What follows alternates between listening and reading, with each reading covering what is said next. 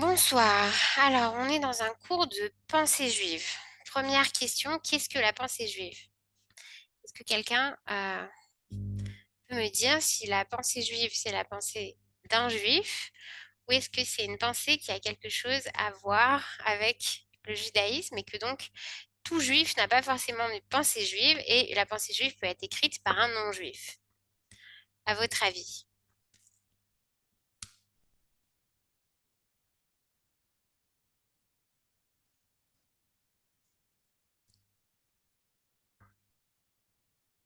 La Ça peut deuxième être écrit. solution. Allez-y. Oui, c'est la deuxième réponse. C'est la deuxième réponse. Qu'est-ce que la pensée juive? La pensée juive, c'est une pensée qui se construit à partir d'un noyau. Ce noyau, il va tourner autour de la Bible comme référence, la Torah.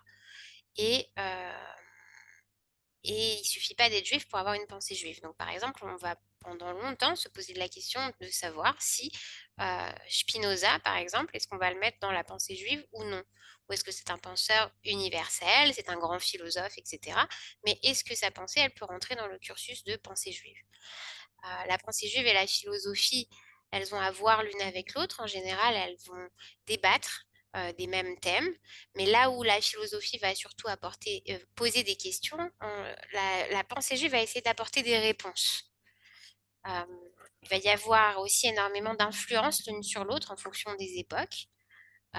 Et un espèce de dialogue qui s'instaure de philosophes et de penseurs juifs qui vont justement à chaque époque se répondre, se différencier l'un de l'autre ou au contraire chercher les ressemblances. La pensée juive, c'est une pensée juive qui veut s'ouvrir au monde. Ça veut dire qu'il se pose la question de savoir qu'est-ce que le judaïsme a à dire aux nations. Est-ce qu'il peut y avoir un dialogue entre le judaïsme et les nations? Est-ce qu'il peut y avoir une langue commune? Et est-ce qu'il peut y avoir des réponses aussi qu'on peut partager les uns avec les autres? Ou au contraire, est-ce que le fait de creuser, d'approfondir nos différences, est-ce que ça va nous permettre de mieux nous connaître et de pouvoir justement dialoguer parce qu'on est différent? C'est le genre de choses dont va s'occuper la pensée juive. Alors, le titre de ce cours, c'est l'apport du judaïsme français à la pensée juive. Et j'avais mis dans le titre de départ l'école de pensée juive de Paris. L'école de pensée juive de Paris, c'est une période très spécifique, c'est la période après la Seconde Guerre mondiale. Et c'est un petit mouvement qui va être formé des piliers dont vous avez peut-être entendu déjà parler, André Neher, Emmanuel Lévinas, le Rav Léon Ashkenazi, dit Manitou, et Eliane Amado Lévy-Valency. Mais ces quatre-là sont les colonnes de ce mouvement qui comportent en vérité beaucoup plus de personnes qui vont tourner autour de cette école, qui va prendre ce nom d'ailleurs après coup, en référence à l'école de peintres, l'école de Paris. Mais en vérité, on va déborder le sujet de l'école de Paris, puisqu'on va parler aussi, je vous l'ai mis dans le petit message d'introduction, on va parler de l'école des prophètes, on va parler du mystérieux Monsieur Chouchani, on va parler de Jacob Gordin, qui est le maître de Manitou, etc., etc.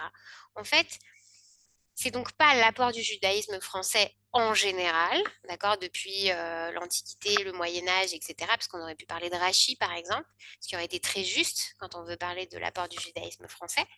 D'ailleurs, vous savez que Rachi utilise des mots d'anciens français dans ses commentaires et que pour mieux comprendre la construction du français actuel, les linguistes utilisent les documents originaux de Rachi et peuvent remonter à l'origine de certains mots en français grâce à l'emploi utilisé par Rachi de l'ancien français. Donc c'est assez marquant et c'est assez parlant.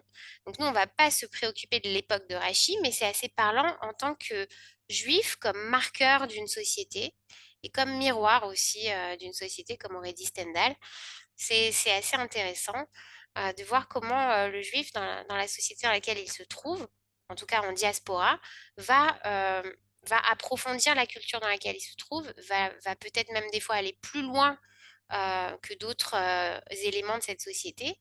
Et on va voir comment ensuite il va se rattacher au tronc commun du judaïsme quand on parle de pensée juive. Donc nous, vous avez compris, on va se concentrer sur la période moderne et l'introduction d'aujourd'hui, elle va porter sur ce qui se passe juste avant la Seconde Guerre mondiale et qu'on appelle eh bien, le franco-judaïsme.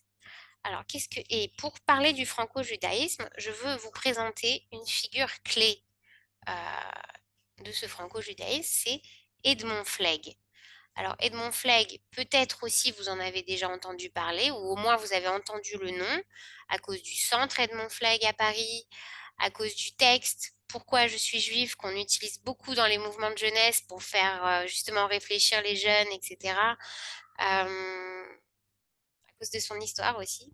Si vous ne la connaissez pas, on va en parler maintenant. Et Edmond Flegg, lui, justement, il est né alors, en 1874 à Genève et il va mourir en 1963 à Paris. Donc, vous voyez que dans sa vie, il va traverser la Première Guerre mondiale et la Seconde Guerre mondiale et la création de l'État d'Israël. Donc, c'est un personnage qui va vivre les moments clés de l'histoire moderne et qui va y réagir en tant que juif. Oui, je vois que certains prennent des notes et d'autres non. C'est toujours mieux de prendre des notes quand on est en cours à la fac. Voilà, je vous ai pas demandé un peu si vous étiez tous en première année ou pas, ni dans quel département, etc. Euh, on le fera peut-être la prochaine fois, on le fera au fur et à mesure, d'accord? Euh, donc Edmond Flegg comme symbole d'une époque. Symbole d'une époque et la traversée d'une époque. Cette époque-là, elle va être ébranlée par la Shoah. Et il y a beaucoup de choses qui ont été mises en place avant la guerre qui vont perdre leur sens, ou en tout cas qui vont prendre un nouveau sens après la guerre. Et ce que je voudrais qu'on fasse tout au long de ce cours, c'est qu'on essaye par petites touches, de manière... on va essayer de faire ça de manière comment dire, ça noie. Je sais pas comment dire ça autrement. Je voudrais qu'on fasse des parallèles avec ce qu'on peut vivre aujourd'hui en ce moment, mais qu'on le fasse délicatement. Euh, je, je- Juste qu'on réfléchisse ensemble et qu'on voit jusqu'où on peut aller en faisant ça au fur et à mesure. Bref, vous verrez pourquoi je dis ça. Donc Edmond Flegg. Edmond Flegg, c'est le fils de Maurice et Clara, qui sont des négociants. Et donc, il naît à Genève, ok? Et puis, lui, il va très vite aller à Paris pour faire ses études en 1892. En 1895, il va intégrer l'école normale sup en lettres et il va passer la grecque d'allemand en 1900. Donc, il a ce qu'on appelle des parents religieux, pas vraiment religieux, plutôt traditionnel. Il y a une espèce de folklore juif dans lequel il grandit, mais il n'y a pas une véritable transmission. Ça veut dire qu'il y a pas, il y a des rituels qui sont conservés, qui sont faits, mais il n'y a pas d'explication qui va derrière, il n'y a pas de discussion autour de ça. C'est une espèce de tradition un peu poussiéreuse pour le jeune Edmond Flegg, et vous allez voir, il va en parler tout à l'heure dans le texte, justement. Euh, Ce qui va véritablement l'éveiller au judaïsme, c'est l'affaire Dreyfus. D'accord? Juste pour petit rappel, l'affaire Dreyfus, c'est ce juif, donc le général Dreyfus, qui va être accusé à tort d'espionnage. Et cette affaire va prendre des proportions énormes elle va diviser toute la société française en deux clans, pour les Dreyfusards et les anti-Dreyfusards. Et cette affaire-là va prendre d'énormes proportions puisque finalement, elle va très très très vite tourner à l'antisémitisme virulent. Ça veut dire que comme c'est un juif qui est accusé, eh bien, il va y avoir tous les clichés antisémites qui vont jaillir à ce moment-là, toute la haine et toute la frustration d'une société en crise qui va se défouler autour du général Dreyfus et autour de ses partisans, autour de ceux qui prennent justement sa défense en disant ben, vous défendez les juifs, etc. etc. Ça va vraiment dégénérer au point qu'il va y avoir des manifestations dans la rue. C'est au moment de l'affaire Dreyfus qu'il y a cette fameuse manifestation à Paris, aux Champs-Élysées, de tous ces gens qui défilent dans la rue en hurlant mort aux juifs. Et vous savez qui était à ce moment-là au balcon de l'hôtel? et qui va aussi lui-même être éveillé aux questions juives à ce moment-là. Herzl? Herzl, exactement, Herzl. D'accord? Euh, c'est Herzl qui, à ce moment-là, va avoir l'idée de fonder un État juif et va écrire Altneu Land. Mais ça va aussi éveiller Edmond Flegg, qui donc a à peu près au même moment. Et Edmond Flegg va être un des premiers sionistes français autour d'un petit noyau qui va se constituer autour de Israël Zangwill et Bernard Lazare. Bernard Lazare, c'est un journaliste anarchiste qui va défendre Dreyfus et qui va écrire dans les journaux pour prendre sa défense et expliquer son histoire, expliquer le cas, etc., etc. Et ils vont former un petit noyau.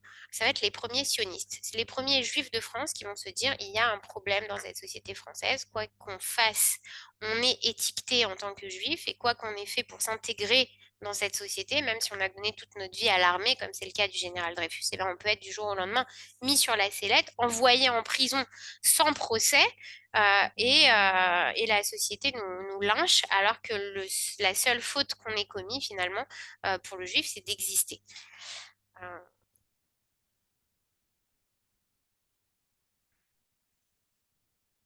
à partir de ce moment-là, il va y avoir la Première Guerre mondiale qui va déchirer l'histoire à ce moment-là. Euh, lui, Edmond Flegg, il va s'inscrire à la Légion étrangère pendant la Première Guerre mondiale. Et puis après, il va se marier avec Madeleine Bernheim, originaire de Strasbourg. Ils vont avoir deux fils, Maurice et Daniel. Et l'histoire d'Edmond Flegg va virer un peu à la souffrance, puisque eh bien, il va perdre son euh, premier fils, Maurice, il va le perdre pendant la Seconde Guerre mondiale. Et, euh, et Daniel, eh bien, Daniel a une grave maladie. Et quelques années après, il veut s'inscrire à l'armée, on lui refuse plusieurs fois et il va se suicider. Et donc, l'un après l'autre, Edmond Flegg perd ses deux fils. Et ça, on va en reparler également quand on va parler du texte que je vous ai donné ce soir. Lui, lui-même, on va lui remettre la croix de guerre pour ses faits dans la Légion étrangère de 14-18. Après, il va être naturalisé français puisqu'il était suisse jusqu'à présent grâce à son service à l'armée en 1921. Et puis, lui, il va mourir en 1963 dans le Var, où il sera enterré à côté de ses fils. Et il s'éveille au judaïsme, il s'éveille aussi au sionisme, et il va petit à petit apprendre de manière autodidacte, et il va écrire. En fait, il est féru de littérature, il est féru d'allemand également, etc. Et ses références, c'est Victor Hugo, par exemple. Et donc, qu'est-ce qu'il fait? Il va écrire, par exemple, une grande fresque poétique sous 4 tomes. Le premier, c'est Écoute Israël. Le deuxième, c'est L'Éternel est notre Dieu. Le troisième, c'est L'Éternel est un. Et le troisième, c'est Et tu aimeras l'Éternel. Et en fait, c'est une fresque poétique, un peu comme La légende des siècles de Victor Hugo, où il raconte l'histoire des Juifs sous forme poétique. Ça, c'est la première chose qu'il va écrire. Ensuite, il va essayer de traduire la Bible, la Torah, en français. Il va le faire sur les deux premiers livres, la Genèse et l'Exode. Il va également écrire des opéras, Macbeth et Oedipe. Et puis, en 1920, il va être président d'honneur des EIF, les éclaireurs et israélites juifs de France, et l'inspirateur et le conseiller de Robert Gamzon. Je dirai un mot aussi sur Robert Gamzon juste après. Et notamment, c'est lui qui va conseiller à Robert Gamzon de, de permettre à tout celui qui se considère comme juif de pouvoir appartenir aux EI. Et non pas celui qui est juif comme c'est écrit dans la loi juive qu'on suit aujourd'hui. Ça veut dire que tu es juif par la mère, mais pour appartenir aux EI, euh, Edmond Flegg dit à Robert Gamzon, il faut que tout celui qui se considère comme juif puisse rentrer dans les EI. Et c'est ce qui va se passer, d'ailleurs, je crois encore jusqu'à aujourd'hui. Les EI, c'est un mouvement qui ne demande pas la ketouba des parents pour appartenir au mouvement de jeunesse. Il va également, Edmond Flegg, il va créer avec Jules Isaac les Amitiés judéo-chrétiennes en 1948. Et il va être membre de l'Alliance universelle après la Seconde Guerre mondiale. Et voilà. Maintenant, un petit mot sur le franco-judaïsme. Qu'est-ce que c'est que ce franco-judaïsme? Avant la Seconde Guerre mondiale, les Juifs de France sont plutôt heureux. D'ailleurs, il y a un slogan comme ça qui dit « Heureux comme un Juif en France ». C'est le slogan entre les deux guerres, avant la Seconde Guerre mondiale, avec des Juifs qui réussissent dans tous les domaines, qui deviennent même des chefs politiques. Léon Blum, par exemple, etc. Et pourquoi? On a des penseurs juifs qui ont développé quelque chose qui s'appelle le franco-judaïsme et qui dit finalement, eh bien, le judaïsme, les valeurs du judaïsme et la République française, c'est la même chose, c'est le même idéal. Et donc, nous pouvons vivre en parfaite harmonie. Qu'est-ce que ça veut dire? Ça veut dire que si on regarde bien, la Torah, les lois de la Torah et la constitution des droits de l'homme, eh ben, c'est du pareil au même. C'est la même inspiration prophétique. C'est le même idéal de liberté, d'égalité, de fraternité qu'on retrouve dans la Constitution française et dans le texte original de la Torah. Donc, message prophétique ou révolution de 1789, c'est du pareil au même. Et donc, il n'y a pas plus heureux qu'un juif en France. Et il va écrire, d'ailleurs, il va écrire l'homme dont le cœur est plein de miséricorde est l'incarnation de l'espoir juif. Ça, c'est une des phrases de Edmond Flegg. Ou encore, le rêve de paix entre les hommes est partagé aussi bien par l'idéal républicain que par la religion des prophètes. Et puis, vous avez bien compris que la Shoah va faire voler en éclats tout cet idéal d'harmonie qu'il pouvait y avoir au sein de la société française, des Juifs qui pensaient être autant juifs que français, ou même parfois plus français que juifs. Et donc, Edmond Flegg, lui, il a effectué un retour au judaïsme avant déjà la Seconde Guerre mondiale, vous avez compris.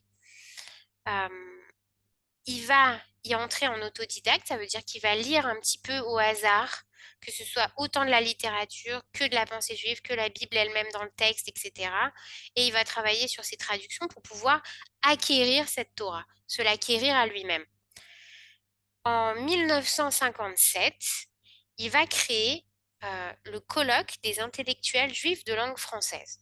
C'est là-bas, après, qu'on va retrouver nos amis dont je vous ai parlé tout à l'heure, André Neher, Léon Ashkenazi, Manitou, Lévinas, etc., etc. C'est dans ces colloques qui vont s'illustrer, mais le véritable fondateur, eh bien, c'est lui, c'est Edmond Flegg. Et sa traduction de la Torah, qu'est-ce qu'il veut faire, en fait, là-bas? Il dit, si on regarde les traductions françaises de la Torah, de la Bible, qui sont issues des traductions du latin, eh ben, on a l'impression que ce sont des personnages de Racine qui parlent.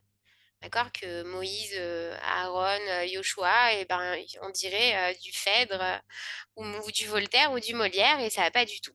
Donc c'est pour ça qu'il décide de traduire à nouveau la Bible en français.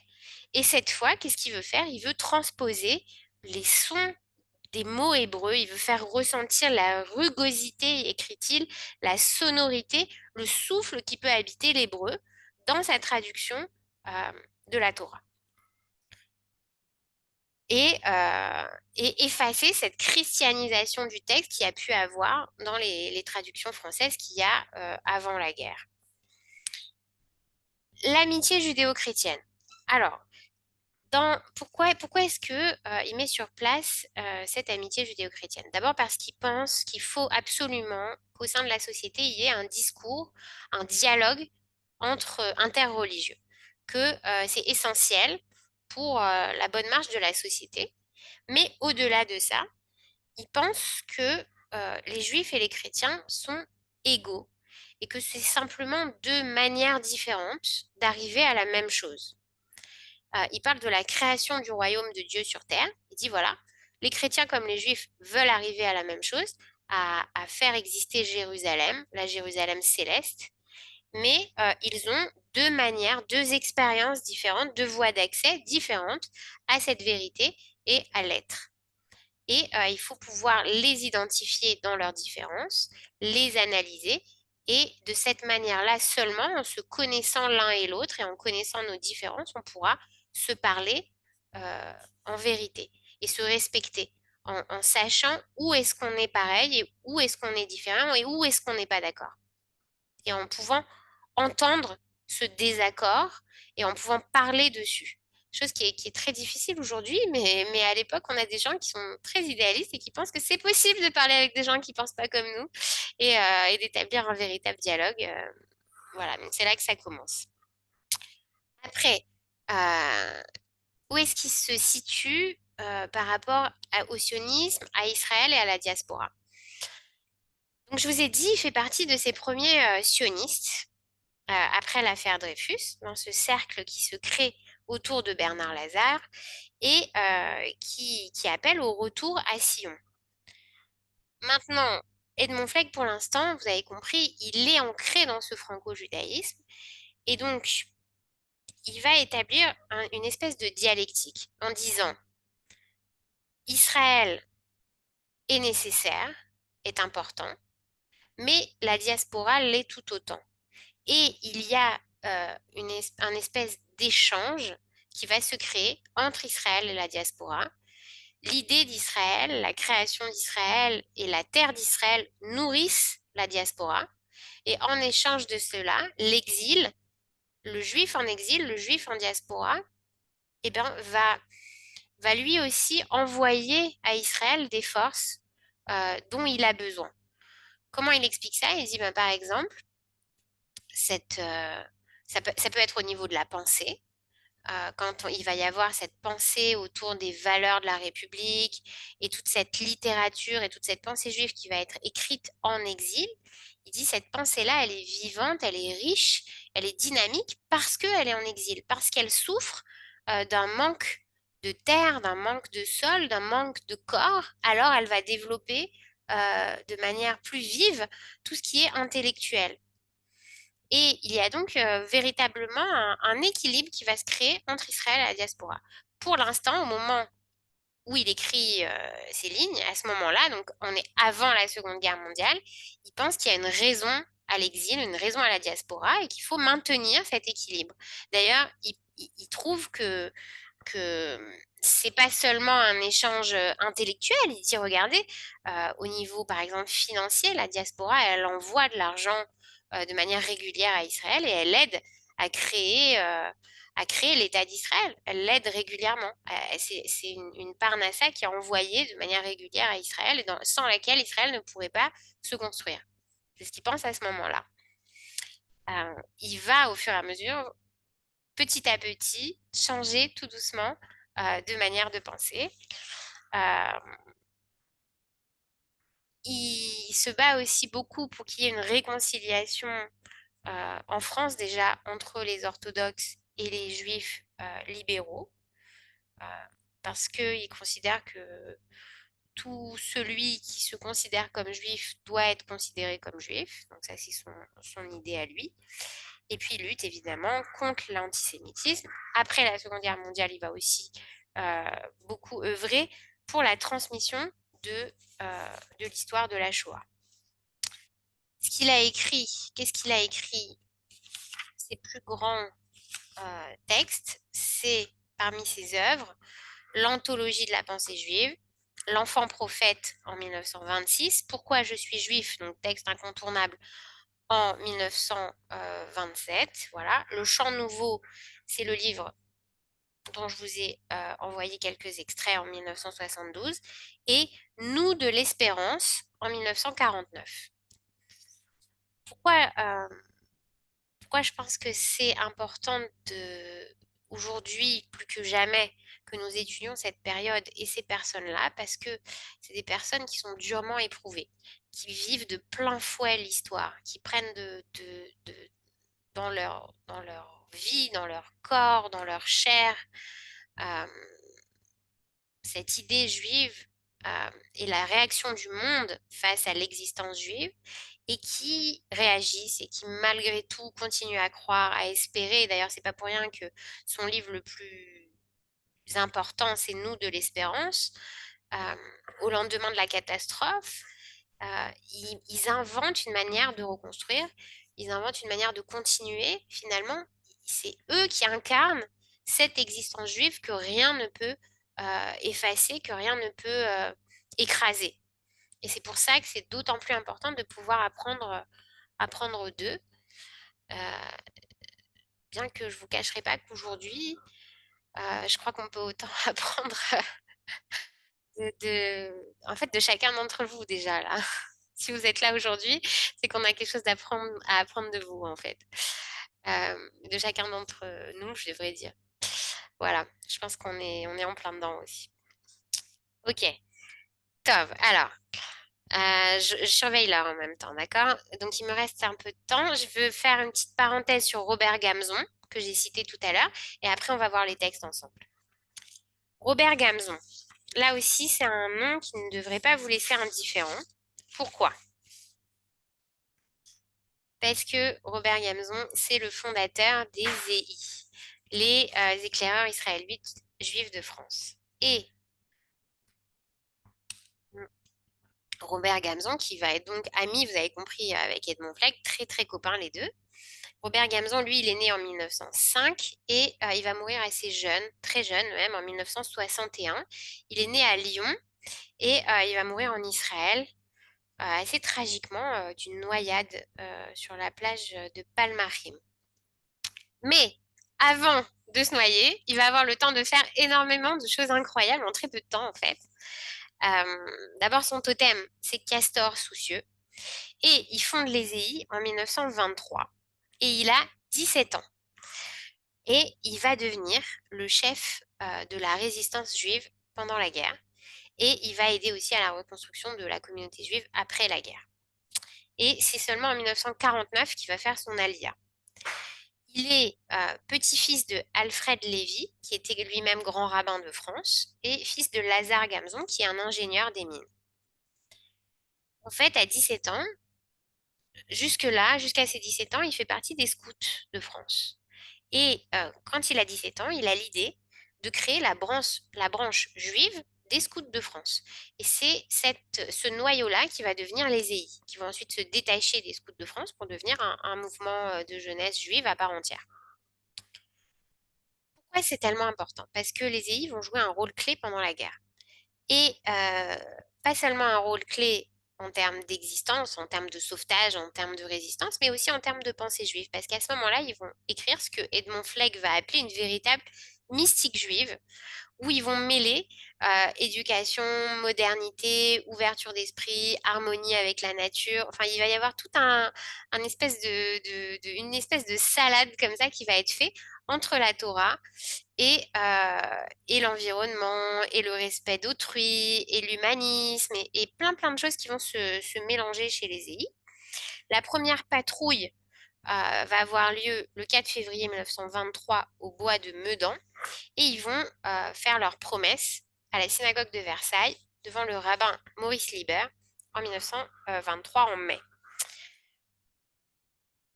Robert Gamzon va se marier avec Denise Lévy, qui elle va s'appeler Pivert, donc c'est aussi un totem des EI. Vous savez, aux EI, on prend un totem, un peu comme chez les Indiens, qui représente nos qualités et chacun choisit son propre totem, en fait, se rebaptise. Et ils vont avoir 4 enfants, Lia, Daniel, Élie et Myriam. Et puis, la Seconde Guerre mondiale est déclarée et il va devenir officier dans l'armée française. Et comme il est ingénieur, eh bien, en 1940, il va faire partie de l'opération pour détruire la centrale téléphonique de Reims pour pas qu'elle tombe aux mains des Allemands. Et c'est pour cette raison qu'il va recevoir la Croix de guerre. mais il va être révoqué de son travail d'ingénieur en 1940 par les statuts de Vichy. Et à partir de ce moment-là, il va rentrer dans la résistance et ça va, ça va être à partir du noyau des EI, en fait, qui va construire ce réseau-là. Donc à Clermont-Ferrand, il y a le centre de Moissac, un centre EI, qui recueille les enfants. Et il bâtit aussi des écoles dans le Tarn.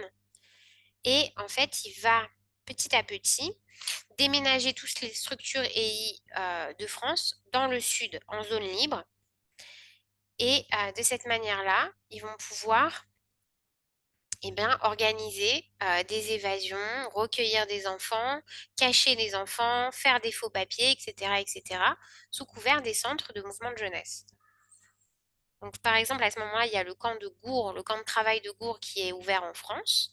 Et qu'est-ce qu'il fait? Lui, il va placer dans ce camp, euh, sous le gouvernement de Vichy, il va placer des chefs TNI comme assistantes sociales dans le camp de Gour, qui vont pouvoir organiser des évasions du camp, être au courant des rafles quand elles ont lieu, etc. Et les informations, en fait, comme les EI, c'est déjà un réseau en lui-même, alors ça va permettre d'organiser cette résistance-là de manière très, très, très efficace. Et en 1942, il va être nommé coordinateur principal des réseaux clandestins à Paris. Et ils vont créer la 6e branche des EI, la branche clandestine, à ce moment-là, en 1943. Et c'est comme ça qu'ils vont pouvoir sauver des milliers de jeunes avec des services sociaux et des faux papiers et faire des exfiltrations en Suisse et en Espagne. À partir de ce moment-là, ils vont mettre sur pied donc cette 6e branche, ça va être une branche militaire. Il va créer l'organisation juive de combat. C'est un peu les ancêtres de la pro aujourd'hui, etc., etc. Mais il pense comme il va y avoir les écrits de Jabotinsky qui vont au même moment, qui sont écrits au même moment d'ailleurs, qui expliquent que pour la défense d'Israël, il faut absolument passer par une défense armée, par une défense active, qu'il faut écrire un nouveau narratif, non plus de ce juif persécuté, de ce juif qui se passif, mais du juif actif qui prend place dans l'histoire et qui relève la tête pour se défendre lui-même. Les EI vont écrire cette littérature-là et vont faire suivre les mots par l'action. D'ailleurs, en 1943, on va le retrouver à la tête des maquis de Vabre, sous le nom de code lieutenant de Lagne. Il va prendre la tête de la 2e compagnie appelée Marc Haguenau. Et ils vont libérer notamment des Allemands, carrément, les villes de Mazaret et de Castres. Après ça, il va être décoré, la croix de guerre, la médaille de la résistance, etc. et la Légion d'honneur. Mais après la guerre, il va fonder, et ça on en reparlera dans un autre cours, c'est très important pour nous, vous avez compris que là je pose le contexte pour pouvoir comprendre la suite. Il va fonder à la sortie de la guerre l'école de cadre Gilbert Bloch d'Orsay, qui vont recueillir plein d'enfants orphelins de la Shoah, des rescapés des camps, etc. Et qui va permettre de bâtir, c'est une école de cadres. Qu'est-ce que c'est les cadres?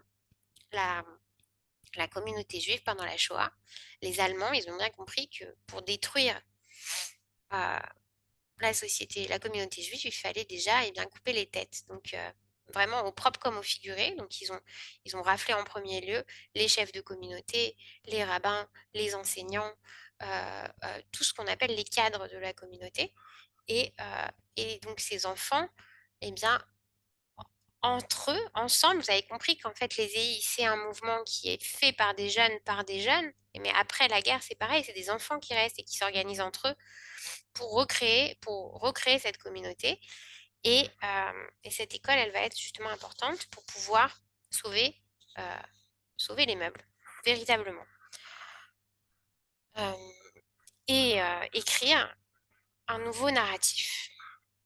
D'ailleurs, la devise des EI, il y en a une qui dit « Je voudrais que tu sois un bâtisseur et non pas un discuteur ». Pas des mots vides de sens, mais vraiment celui qui va bâtir. Vous savez, bâtisseur, d'où ça vient? Alticré, Banaïr, ne lis pas mes fils, Tikré Bonaïr, lis plutôt les bâtisseurs. Et d'intégrer dans le narratif la catastrophe. Ça veut dire ne pas fuir la souffrance, ni l'ignorer, mais au contraire, la regarder en face dans les yeux et la surmonter. Intégrer la brisure finalement à la force qui va leur permettre de continuer et de reconstruire. Robert Gamzon, eh bien, il va faire son Aliyah finalement en 1949 au kibbutz d'Eliaou d'abord, si vous connaissez, ensuite à Nir Etzion, puis à Herzliya, et puis il va se retrouver à Rehovot parce qu'il va intégrer le Machon Weizmann au département électronique. Et il va continuer tout le temps qu'il va être en Israël à organiser des camps d'Ézéi en Israël, de les faire venir en Israël, des séminaires, etc., en leur disant soyez ce que vous êtes, mais soyez-le à fond, faites ce que vous faites, mais faites-le bien. Et voilà, et il va quitter finalement ce monde très tôt, en 1961. Voilà pour ces deux figures clés avec lesquelles je voulais ouvrir ce cours. Et maintenant, je vous propose qu'on regarde les textes de Edmond Flegg.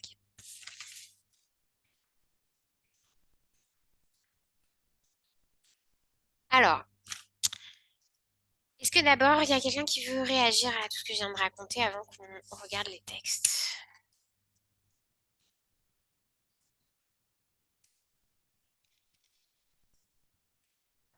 Une question. Vas-y. Il reste encore cette pensée franco-juive. Il y a encore maintenant des gens qui la font pas, etc. Le Et qui la développent. franco-judaïsme, bien sûr, il y a Voilà. un nom incontournable aujourd'hui. Tu sais pas à qui je pense? Qui c'est qui incarne le franco-judaïsme aujourd'hui? Enfin, peut-être le grand rabbin de France. J'aurais pas dit le grand rabbin de France, j'aurais dit Éric Zemmour. Ok. Mais c'est C'est discutable. vraiment, il n'y a aucune, enfin, c'est une déconnexion avec les judaïsme. Euh, non, il n'y a pas une déconnexion totale avec le judaïsme. Il renie pas son judaïsme. Simplement, il dit, Éric Zemmour, il dit et il écrit qu'il est d'abord français avant d'être juif. Mhm. Et après, il explique pourquoi. Mais non, il renie pas son judaïsme. Il faut lire. Enfin bref. Je Il a préfère. écrit des livres. Qui Éric Zemmour, il a écrit des livres, ouais. Il a écrit beaucoup de livres. Avant d'être politicien, il était surtout écrivain.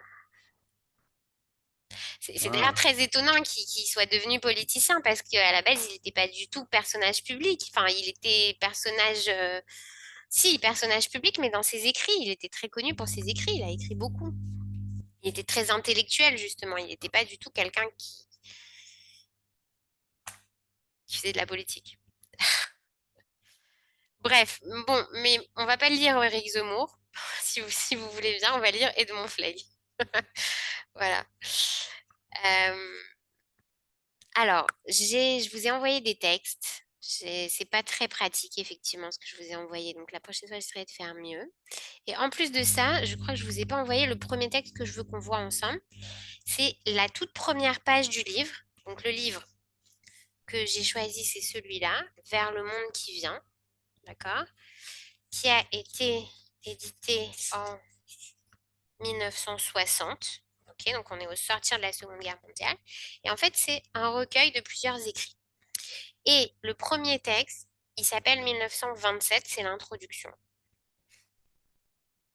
Et c'est un texte enfin, c'est un livre qui est assez poignant. Pourquoi? Parce que ce livre-là, il est dédié à ses petits-enfants.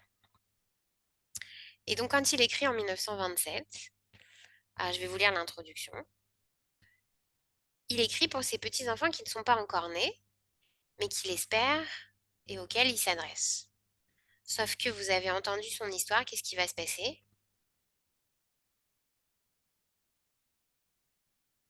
Bah, il perd ses deux enfants. Il perd ses deux enfants. Donc ses petits-enfants qu'il imaginait ne naîtront jamais en fait. Il n'aura pas de petits-enfants Edmond Fleig.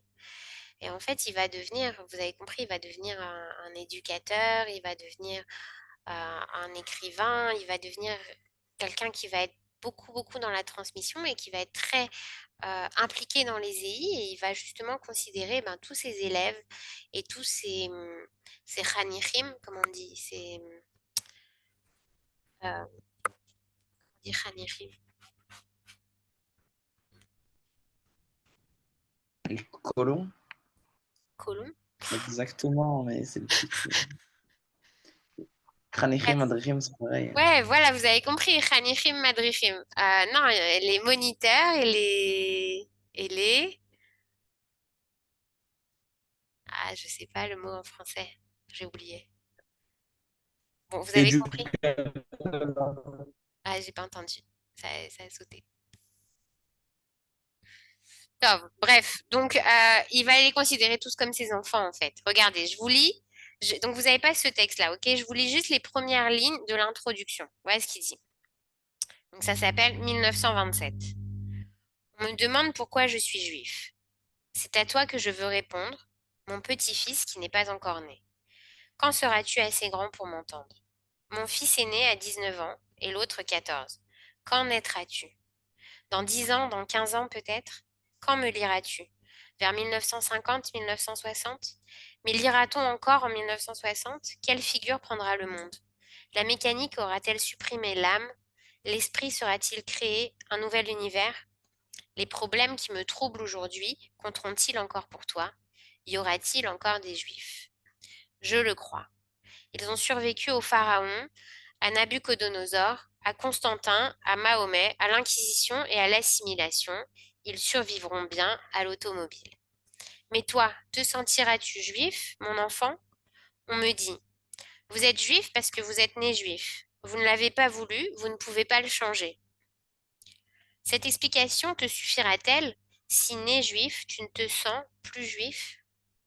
Moi-même, à 20 ans, je pensais n'avoir plus rien de juif. J'étais persuadée que le juif allait disparaître, qu'on ne parlerait plus de lui dans 20 ans.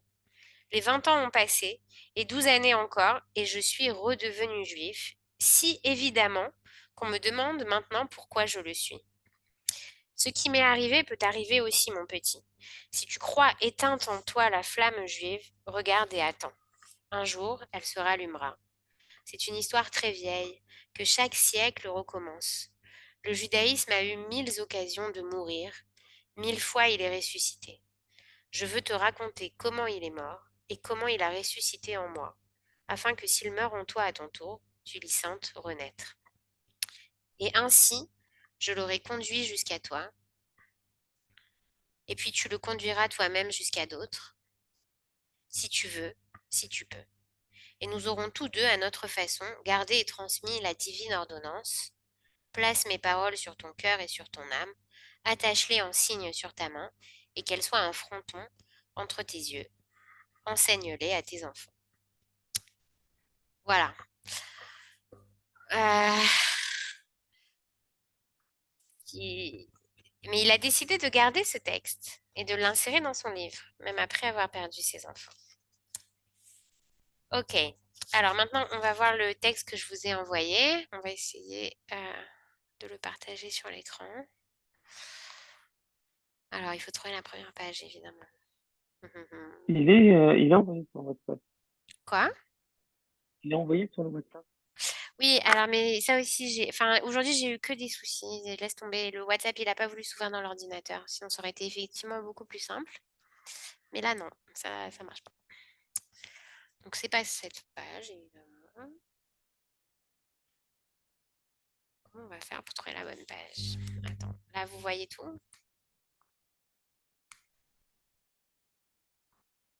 Là, on voit juste la page 70. Ouais. Attends, mais je cherche la bonne page. Ah oui, parce que tu as dit, comme tu dis, il n'y a pas les numéros des pages. Et en plus, elles sont pas dans l'ordre. Enfin, si, il y a les numéros quand même. Bon, bref, c'est pas au point, quoi. Donc, il faudra que ça soit mieux la prochaine fois. Mais là, c'est tout noir. Là, il n'y a plus rien.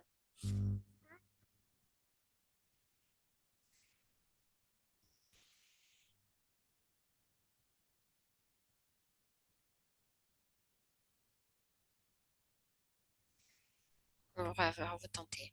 Ah, bah, il m'a éteint toutes les fenêtres. Il est marrant, lui. Super.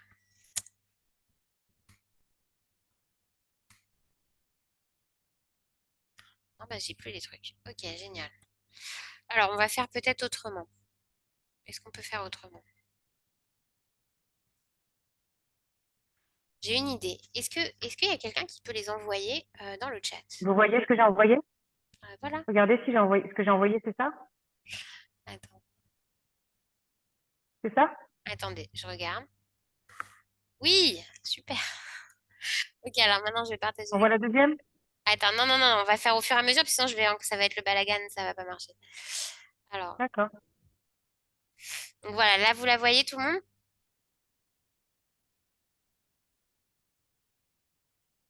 Oui. Oui, on la voit, on la voit. Alors, attends, Ouais, c'est on bien. va agrandir ça.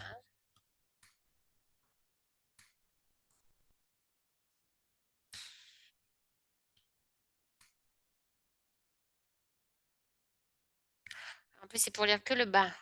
Donc vraiment, bon, top. Ok, alors, est-ce que quelqu'un veut lire? Est-ce que quelqu'un veut lire? Ça commence en bas, pas en haut. Après les petites étoiles là.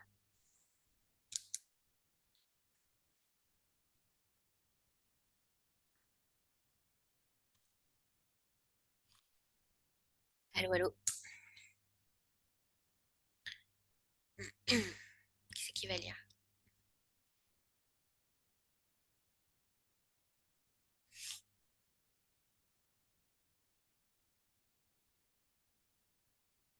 Bah, ça se bouscule pas au partillon. Hein. Parfait. Bon, déjà, Evie a Très dit bien. à retrouver la lumière. C'est déjà Si bien. vous voulez, si vous voulez, je lis. Si vous voulez, je lis. Allez, vas-y, vas-y. C'est bon. J'ai retrouvé la Bible. Allez, allez. Attendez. Je lis ce qu'il y a en bas? Ouais, jusqu'en bas. Et après, il va Ok, falloir que je trouve la feuille d'après. ça marche. Alors, ok. Ce progrès est-il possible? Cette famille humaine en a-t-elle donné l'exemple? Hélas, Israël n'est pas encore un peuple de saints. Ses fautes et ses tares, le juif les connaît. Il est en outre les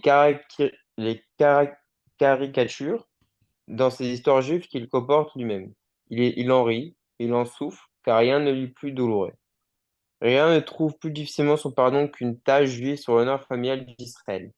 Mais avec ces laideurs héritées bien souvent du ghetto et qui doivent disparaître, n'a-t-il pas reçu du ghetto lui-même quelques beautés qui doivent rester?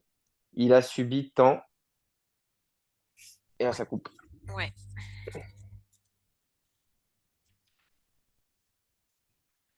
Ok. On va peut-être pas tout lire. Alors, attendez. Là, j'arrête ça. Et ensuite, est-ce qu'il y a quelqu'un qui peut envoyer la page d'après? Mais je sais pas si on va tout lire.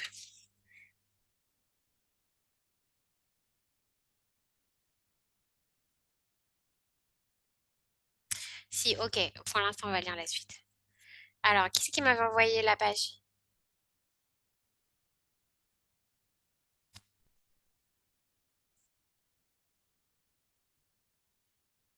C'est une dame, quelqu'un, c'est une fille. C'est qui m'avait envoyé la page?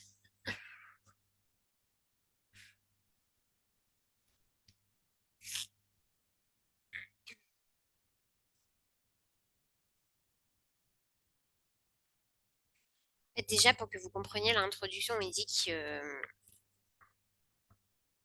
qu'il a failli ne pas rester juif, en fait, et que c'est quelque chose qui est mort en lui, puis ensuite qui a ressuscité.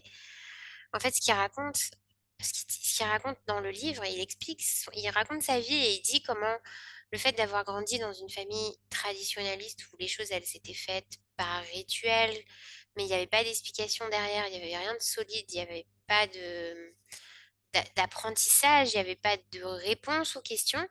Et puis lui, il était dans une vie très, très libre et très assimilée en fait. Et au fur et à mesure, eh ben, il s'est détaché du judaïsme, ça a perdu tout son sens, il l'a considéré comme un vieux folklore qu'il y avait chez lui. Et c'est pour ça qu'il dit que c'était presque mort en lui. C'est-à-dire qu'il était plus intéressé par tout ce qu'il y avait autour, par les littératures et les philosophies de toutes les autres cultures que par sa propre culture. Et à un moment donné, c'est presque complètement mort. Ça veut dire qu'il était, par exemple, il s'est intéressé à ce que c'était que le christianisme, etc. Et ça l'a intéressé beaucoup plus parce que c'était riche, c'était intéressant, etc. Donc c'était presque mort. Et à un moment donné, il a eu une prise de conscience, donc au moment de l'affaire Dreyfus, et il s'est réintéressé à ce qui pouvait faire la richesse de la tradition juive, à comprendre ce qu'il y avait derrière le rituel, derrière les fêtes qu'il faisait chaque année, etc. Et c'est là qu'il est revenu petit à petit à son judaïsme. Et qu'il peut aujourd'hui en parler à ses petits-enfants, même si ses petits-enfants ne... Alors attendez, comment ça marche? Partager l'écran. C'est là.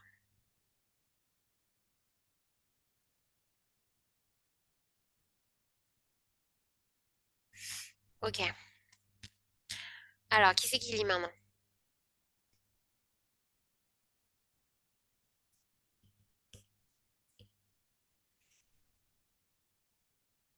Il faut qu'on se dépêche quand même. Parce que ça Bon. serait bien.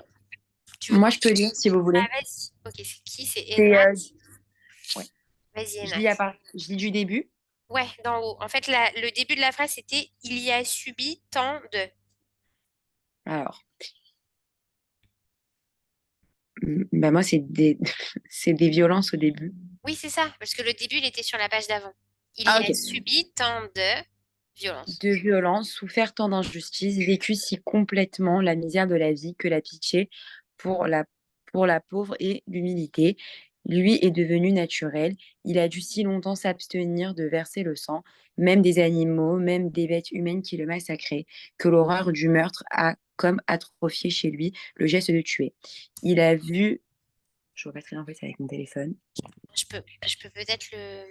Non, c'est bon. Il a vu de si près dans ses pérégrinations angoissé, tant d'hommes de toute race et de tout pays, tant d'hommes différents partout et partout semblables, qu'il a compris, qu'il a senti jusqu'à dans la chair de sa chair que l'homme est un, comme Dieu est un. Ainsi, une race s'est formée qui peut avoir des vices comme les vertus des autres races, mais qui est à coup sûr la plus humaine des races. Je dois continuer. Ouais, attends, juste on explique un petit peu. En fait, il dit que comme le juif, ça fait si longtemps qu'il vit, plus longtemps que les autres civilisations, alors et qu'il a vécu tellement d'horreur et qu'il a essuyé tellement de souffrances que finalement, c'est comme ça qu'il est devenu plus humain, entre guillemets, que les autres, parce que il a eu une overdose d'horreur. C'est ça qu'il dit en fait ici. Il dit que tel point que le meurtre, il lui est sorti par les yeux, qu'il a appris à ne plus tuer tellement lui-même, il a été tué à travers les siècles. Vas-y, continue. Alors, regarde autour de toi, observe si la philanthropie chrétienne ne s'étend presque jamais aux Juifs. La philanthropie, c'est où la philanthropie juive s'étend presque toujours aux Juifs et aux chrétiens. Si on trouve des Juifs, je vois plus. Ah, voilà. C'est où? Ah, voilà. Si l'on trouve des Juifs très voyants partout, on en voit bien peu dans les statistiques de l'homicide. Et leurs ennemis même le reconnaissent pour leur blâmer d'ailleurs ce sens humain qui fait du Juif l'ami instinctif de la paix humaine. Ce n'est point que le christianisme ne se soit, à la suite d'Israël, proposé de répandre et n'ait répandu en effet les mêmes vertus. Il est faux de dire qu'il a tourné ses yeux que vers les joies de l'au-delà, comme il est faux de dire qu'Israël n'a regardé que la terre. Tous deux, le juif et le chrétien, croient que pour entrer au royaume céleste, il faut s'efforcer de l'établir ici-bas. Le juif attend la venue de son Messie, le chrétien attend le retour du sien, et comme je l'ai indiqué dans mon juif du pape, en, en cette même attente réside un même espoir. J'arrête. Ouais, alors attends. Il dit la philanthropie, c'est le fait d'aimer et d'aider les autres. Il dit on voit toujours des juifs qui essayent d'aider des chrétiens et des non-juifs, mais on voit pas beaucoup de chrétiens qui essayent d'aider des juifs. Il dit le juif, il a ce sens humain qui va se porter vers ses frères, tous confondus. Et Et il dit, et pourtant, il y a chez le chrétien et chez le juif quelque chose qui est commun, c'est cette espérance d'un messianisme, d'un lendemain, de quelque chose qui va nous sauver. Cette espérance-là, c'est un espoir de l'humanité en fait, quelque chose qu'on a en commun. Ok, alors attends, on va changer de page, une seconde. Ok, alors la page suivante, s'il vous plaît.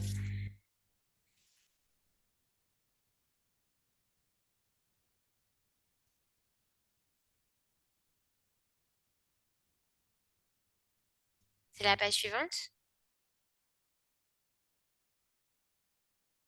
Moi, je vois pas perso. Je viens d'envoyer la page. Non, c'est pas celle-là. Ah ok.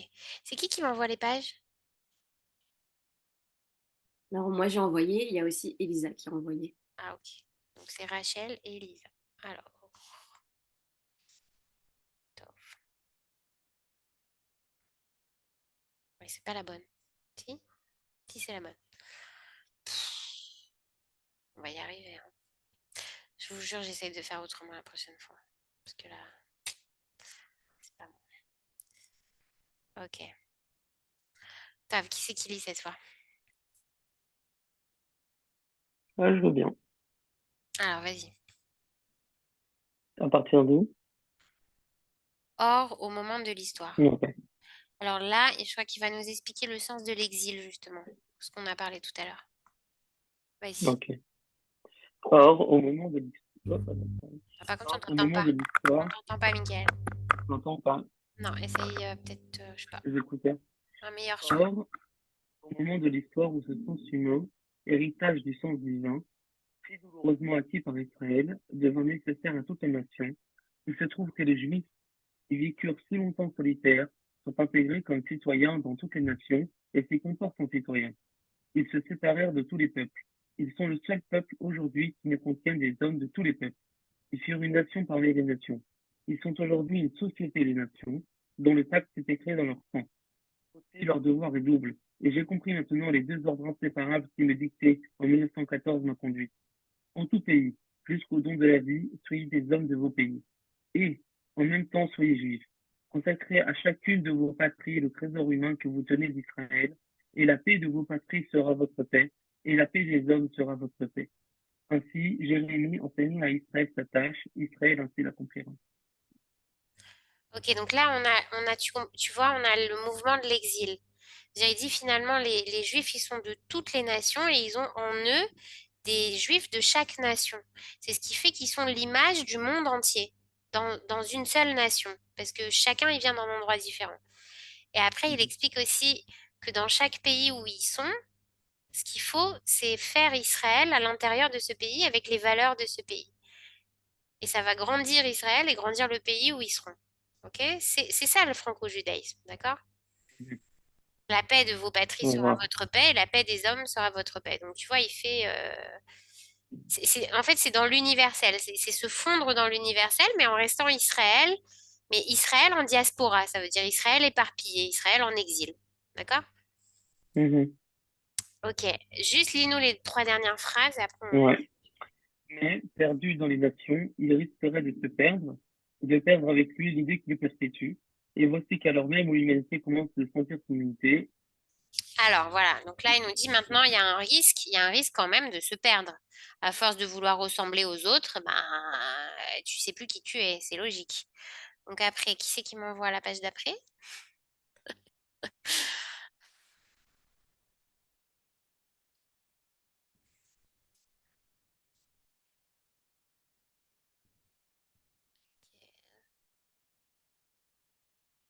C'est pas ça, hein. C'est pas ça, hein. Non,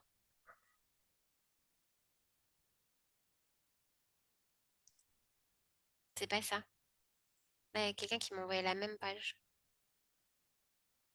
Ouais, c'est moi sans faire attention parce que toi aussi tu l'as envoyé 2 fois. Donc c'est pour ça que je me suis trompée. Ah pardon.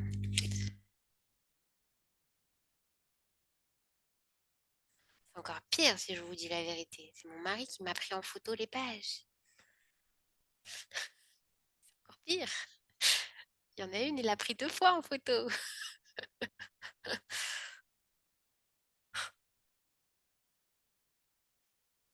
Ok, cette fois c'est la bonne.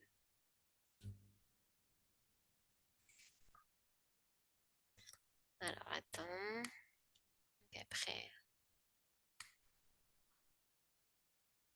voilà. Et voilà. Non, c'est pas la bonne. C'est pas la bonne page. Je crois que c'est pas la bonne page. D'ailleurs, je sais pas c'est quoi cette page. C'est pas la bonne page. Bon, ok. Je crois que j'en ai marre. Est-ce que vous voulez que je vous lise la fin du truc là? Ouais? Ok. Ok. Je suis désolée. On fera autrement la prochaine fois. Ok, juste la fin de ce que nous a lu Michael. Est-ce qu'il risquerait de se perdre? Et voici qu'à l'heure même où l'humanité commence à sentir son unité, le retour des Juifs en Palestine, attaché dans les paroles des prophètes au miracle de cette unité, commence avec elle. Dispersé partout, le judaïsme se reconcentre sur la terre des ancêtres, et le sol qui recrée les sionistes, la langue qu'ils y réapprennent, tout l'effort de leur résurrection rend impossible pour les Juifs dispersés et pour les hommes dispersés l'oubli d'Israël et de son idéal. Donc là, il dit pas, bon, ça y est, maintenant il y a l'État d'Israël qui revient, donc il faut que tout le monde retourne sur sa terre. Non, il dit le fait que l'État d'Israël se recrée sur sa terre, ça permet aux Juifs de diaspora de ne pas oublier l'idée d'Israël. C'est un rappel, c'est un rappel de la conscience juive. Ça veut dire, tu n'es pas obligé d'habiter en Israël, mais le fait qu'Israël existe, ça te permet de continuer à vivre finalement et à savoir qui tu es. Ok. Maintenant, voilà le passage. Est-ce que quand même, il y a quelqu'un qui peut mettre la page où il y a marqué «Je suis juif»? C'est la page 72, mais c'est pas écrit 72, évidemment. Et celle-là, j'aimerais bien qu'on la lise ensemble quand même. Parce que c'est le texte, quoi, de Edmond Flay. Vous pouvez l'utiliser après, d'ailleurs, pour les mouvements de jeunesse ou ailleurs.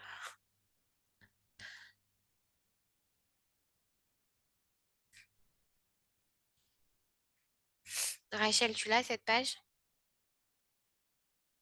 C'est des petites phrases où c'est marqué «Je suis juif parce que né d'Israël». Tu vois ça? Je viens de l'envoyer, c'est en train de charger. Ah, top. Voilà, c'est ça là. Ok.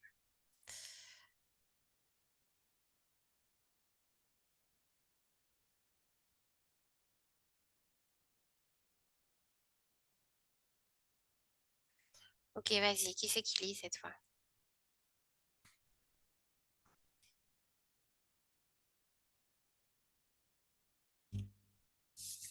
Je peux lire si vous voulez.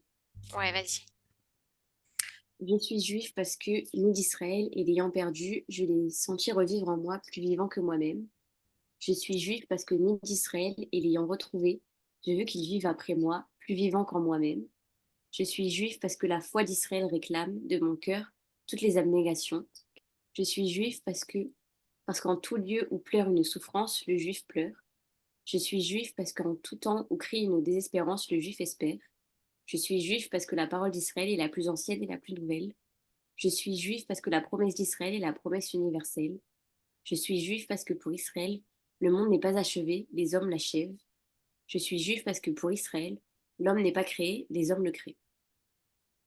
Bien fait. Est-ce que par hasard, tu as la fin sur ton WhatsApp?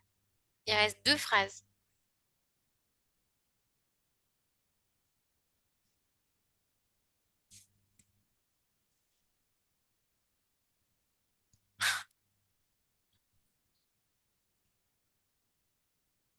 Oui, j'ai trouvé. Vas-y.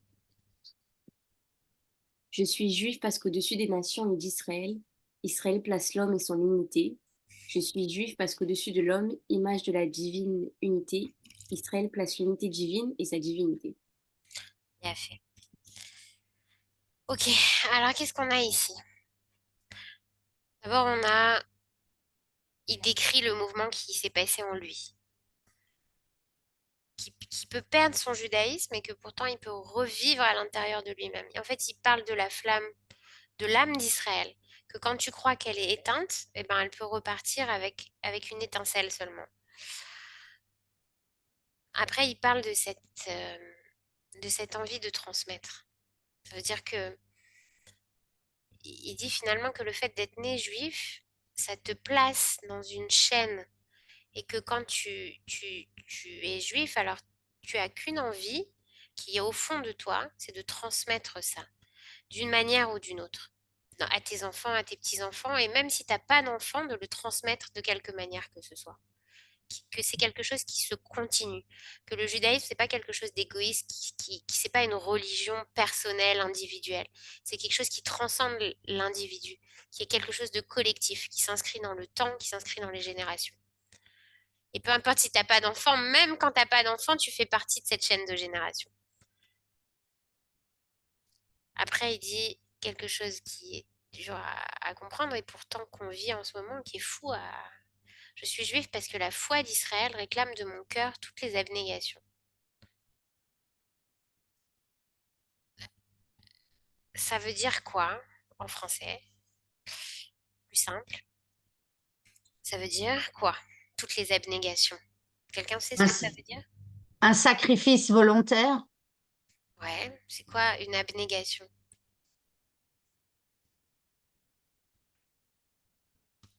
C'est qu'on est prêt à tout donner. Tout donner jusqu'à sa vie. Lui, il a donné ses enfants, mais il est allé aussi à la guerre. Il y est allé plusieurs fois et il a risqué sa vie.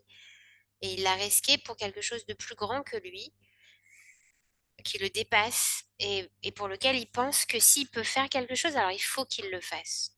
Et que si c'est pas lui qui le fait, alors personne d'autre va le faire. Et ce devoir-là, il est plus fort que lui-même. C'est-à-dire que celui qui dit je peux pas le faire, alors c'est un de moins. Et au fur et à mesure, s'il n'y a plus personne pour alimenter la chaîne des générations, il n'y a plus de judaïsme. Ça veut dire cette éternité d'Israël, finalement, elle n'est pas seulement une promesse divine, c'est pas quelque chose qui est complètement surnaturel. L'éternité d'Israël, elle est inscrite dans cette volonté de chacun à chaque génération de perpétuer cette chaîne du judaïsme. Ça veut dire ce peuple, il est éternel par les gens qui le composent. D'or va d'or. Exactement, et ça veut dire même ceux qui sont prêts à risquer leur vie et ceux qui perdent leur vie en ce moment et depuis des générations et des générations, ils ne la perdent pas en vain. Ça veut dire celui qui la perd aujourd'hui, en fait, il la donne pour peut-être ses enfants et ses petits-enfants et les petits-enfants des autres et des chaînes qui sont des chaînes immenses. Ça veut dire, Parce qu'on nous enseigne toujours la transmission. c'est ça. C'est ça, sauf que enfin, il y a une différence entre ce qu'on nous enseigne et quand on le vit de nos yeux et qu'on le voit sous nos yeux. Ça prend un sens vraiment différent d'un coup. C'est-à-dire, bon, on répétait chaque année à Pessar les rôles d'Orvador, Tsarich Adam, Lirot et Atzmo Keilou, Yatsam et Mitzrayim. Mais Pitom, quand tu vois des enfants qui vont à l'armée et qui sont prêts à risquer leur vie pour que toi, tu puisses t'asseoir dans ta cuisine et préparer Shabbat, et ben voilà. Alors, je suis juif parce qu'en tout lieu où pleure une souffrance, le juif pleure. Là, c'est dur aussi à lire. Il pense qu'il n'y a rien à faire, mais qu'il y a dans l'existence juive une souffrance qui l'accompagne et dont il ne peut pas se séparer. On verra cette histoire-là, cette idée de la souffrance. C'est pas une idée qui est née dans le christianisme. C'est une idée qui est aussi dans la Torah, l'histoire de cette souffrance. À l'inverse, en tout temps où crie une désespérance, le juif espère. Voilà, ce qui symbolise, ce qui caractérise le juif, dans toutes les situations, et quelle que soit l'horreur ou la souffrance qu'il peut endurer, c'est cet espoir-là qui est symbolisé par le Mashiach, mais cet espoir-là, c'est que finalement, c'est ça aussi qui fait que cette âme juive, elle est difficile, elle est impossible à écraser, c'est que quoi qu'il arrive, il y a toujours quelque chose qui fait que le lendemain matin, il a envie de se lever et de continuer à faire les choses. Il y a un espoir qui est un peu un espoir naïf, un espoir enfantin, mais un espoir que rien ne peut éteindre. C'est pas pour rien d'ailleurs que l'hymne d'Israël s'appelle la Tikva, parce que c'est ça l'espérance. Et c'est pas pour rien qu'il intitule son texte Nous de l'espérance, à cause de ça. Et quand il dit tout à l'heure, on a vu qu'il dit que l'idée d'Israël, elle leur permet de continuer à vivre. La création de l'État d'Israël au lendemain de la Shoah, au lendemain de l'extermination de 6 millions de Juifs, il y a la création de l'État d'Israël. Alors c'est une revanche sur des siècles et des siècles d'histoire. Et on attend maintenant de voir quel va être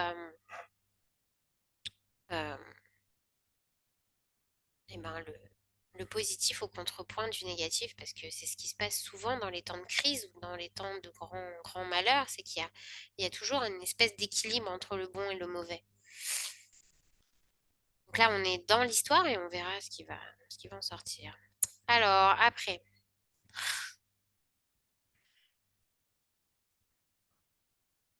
La parole d'Israël est la plus ancienne et la plus nouvelle. Ok. La promesse d'Israël est la promesse universelle. Ça, c'est quelque chose qu'il faudra aussi qu'on creuse ensemble. C'est comment cette idée d'Israël, comment est-ce que quelque chose qui est tellement particulier, qui est une promesse qui concerne uniquement un seul peuple, elle peut concerner l'humanité tout entière. Comment est-ce que des personnes qui sont non juives vont pouvoir trouver dans l'existence juive quelque chose de positif qui va leur servir à eux aussi, et qui ne soit pas seulement des leçons de morale. Parce que c'est très difficile finalement quand tu es non juif de lire un juif qui t'écrit « Nous sommes le peuple élu, Dieu nous a choisis, il nous garde parmi les siècles, il nous garde parmi les nations, il nous protège, il nous aime. » Enfin, c'est un peu difficile d'entendre ça quand toi, tu n'es pas juif en fait. Donc Edmond Fleig qui va essayer aussi, et c'est ce qui va caractériser pas seulement le franco-judaïsme, mais tout ce qui va se placer dans la pensée de la juive de la modernité, c'est ce dialogue avec l'autre. De vouloir faire entendre qu'est-ce que l'existence juive à des gens qui ne sont pas juifs, et en sortant de soi-même, ça veut dire en n'étant pas dans un point de vue égoïste et égocentrique. D'accord? En essayant de voir qu'est-ce qui peut être partagé et valable pour tout le monde. Le monde n'est pas achevé, les hommes l'achèvent. C'est cette idée de responsabilité qu'il y a derrière. Ça veut dire que finalement, ce que le monde est, ou ce qui va être, c'est dans nos mains. C'est nous qui le construisons au jour le jour. On ne peut pas se lever le matin en pleurant et en disant « Écoute Hachem, pourquoi tu nous fais autant de mal ?» Parce que finalement, comment il est le monde dehors, c'est exactement le reflet de la société dans laquelle on vit et ce qu'on bâtit en fait depuis des dizaines d'années. On récolte ce qu'on sème. Donc à nous de semer de meilleurs pousses pour l'avenir. Ok, ensuite.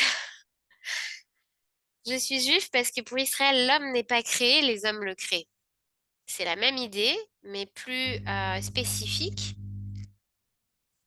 C'est le débat philosophique entre essence et existence.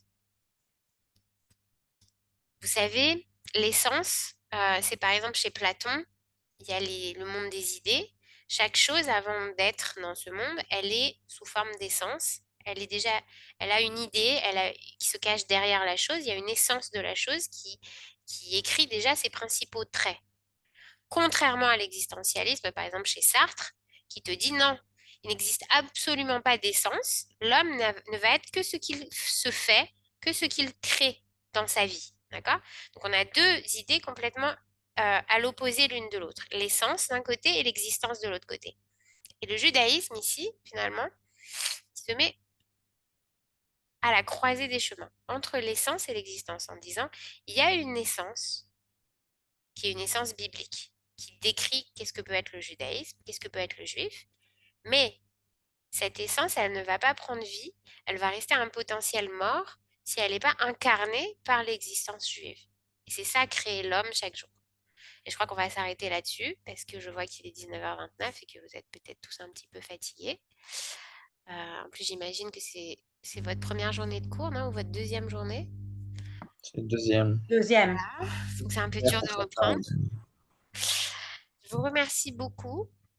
Merci à vous.